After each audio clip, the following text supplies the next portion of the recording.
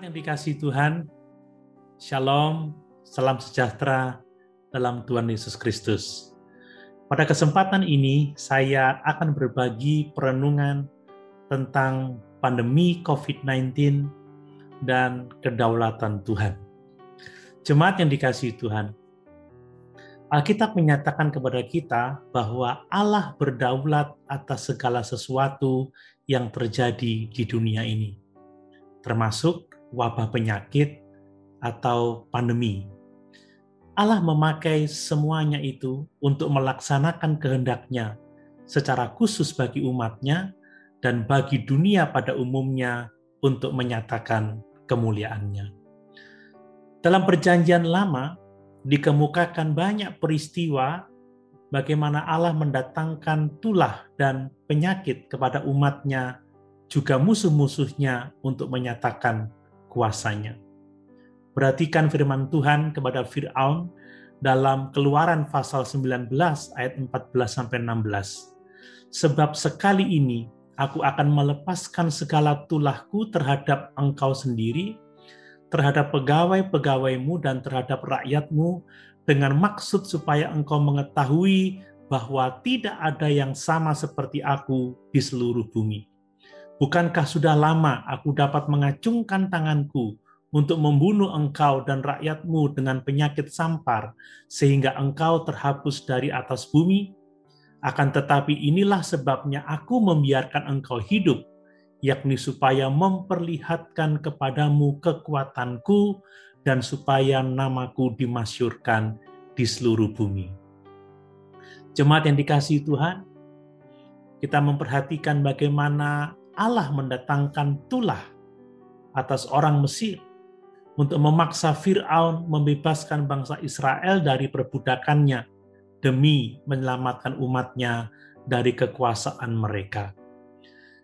Perhatikan juga bagaimana firman Tuhan kepada Israel dalam Keluaran 12 ayat 13. Dan darah itu menjadi tanda bagimu pada rumah-rumah di mana kamu tinggal. Apabila aku melihat darah itu, maka aku akan lewat daripada kamu. Jadi tidak akan ada tulah kemusnahan di tengah-tengah kamu apabila aku menghukum tanah Mesir.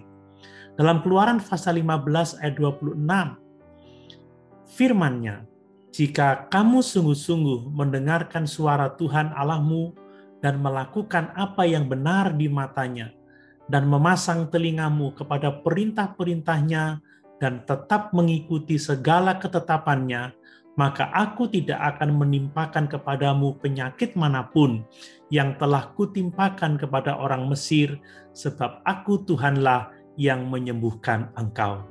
Jelas kita melihat bahwa Allah berdaulat atas malapetaka, atas sakit penyakit, atas pandemi. Allah melakukan itu untuk mencapai tujuannya, untuk menghukum musuh-musuhnya, tetapi juga untuk menyelamatkan umat pilihannya. Itu sebabnya jelas bagi kita semua bahwa Tuhan berdaulat atau memegang kendali atas setiap penyakit dan penderitaan lainnya yang ada di atas muka bumi ini. Jemaat yang dikasihi Tuhan, Alkitab juga mencatat bahwa Allah mendatangkan malapetaka sebagai hukuman atas ketidaktaatan umat-Nya. Dalam Imamat pasal 26 ayat 21 dituliskan, jikalau hidupmu tetap bertentangan dengan daku, dan kamu tidak mau mendengarkan daku, maka aku akan makin menambah hukuman atasmu sampai 7 kali lipat setimpal dengan dosamu. Kemudian dalam ayat yang ke-26 dituliskan, dan aku akan mendatangkan ke atasmu suatu pedang yang akan melakukan pembalasan oleh karena perjanjian itu. Bila kamu berkumpul kelak di kota-kotamu, maka aku akan melepaskan penyakit sampar ke tengah-tengahmu, dan kamu akan diserahkan ke dalam tangan musuh. Jemaat yang dikasihi Tuhan, kita melihat bagaimana Allah memerintahkan umat-Nya untuk mentaati Dia. Atau kalau mereka tidak mau taat, maka mereka akan menderita banyak kejahatan, termasuk sakit penyakit yang mematikan. Dalam Ulangan pasal 28 ayat 22 dituliskan, Tuhan akan menghajar engkau dengan batuk kering, demam, kepialu, sakit radang, kekeringan, hama dan penyakit, gandum. Semuanya itu akan memburu engkau sampai engkau binasa. Jemaat yang dikasihi Tuhan, semuanya itu adalah beberapa contoh dari banyak tulah dan penyakit yang disebabkan oleh Tuhan untuk kepentingan rencana kehendak-Nya.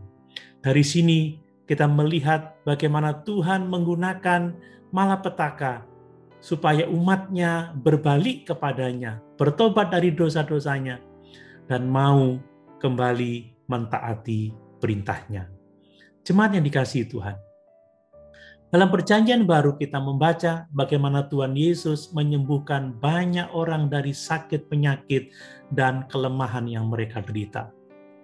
Dalam Matius pasal 9 ayat 35 dicatat, demikianlah Yesus berkeliling ke semua kota dan desa. Ia mengajar dalam rumah-rumah ibadat dan memberitakan Injil Kerajaan Surga, serta melenyapkan segala penyakit dan kelemahan.